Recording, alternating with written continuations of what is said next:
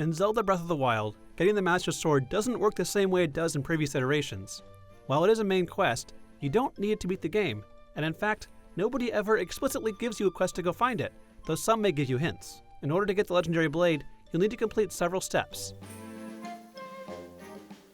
Step 1. Brave the Lost Woods. Look north of Central Hyrule, past Hyrule Castle for the Woodland Tower, and down at the large fog-shrouded area north surrounded by water on 3 sides.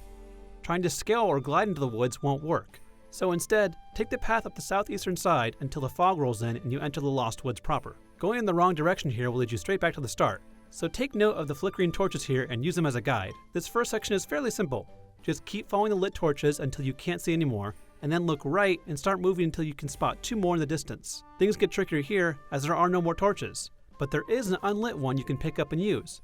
Light the torch and note the direction the wind's blowing, causing embers to drift in a specific direction. To pass the Lost Woods, you'll need to keep following these drifting embers as they point southwest for a time, and then up northwest and finally north, leading into a small valley. Now you'll finally be in the KOROK forest where both the Master Sword and the Great Deku Tree sleep. When you try and pull out the sword, the Deku Tree will warn you that things won't be that easy. Pulling the sword out will drain your hearts, and if you don't have enough, you'll die. This leads us to the next step.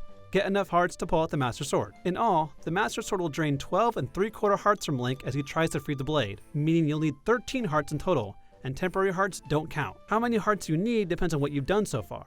Since Link starts with 3 hearts, he needs 10 more heart containers, which you can either get by trading in 4 spirit orbs gained from shrines, or completing one of the 4 Divine Beast dungeons. If you haven't done any of the dungeons, you'll need 40 spirit orbs for 10 hearts, but if you've done all the dungeons first, you'll only need 24 spirit orbs instead. Once you have enough, pull the sword out and bask in its glory.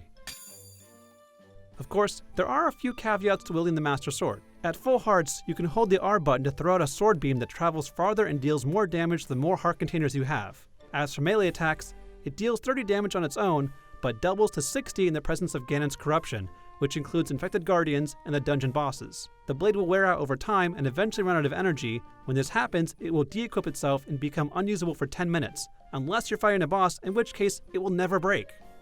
For more tips and tricks on getting through Breath of the Wild, check out our wiki guide, and for everything else, stick with IGN.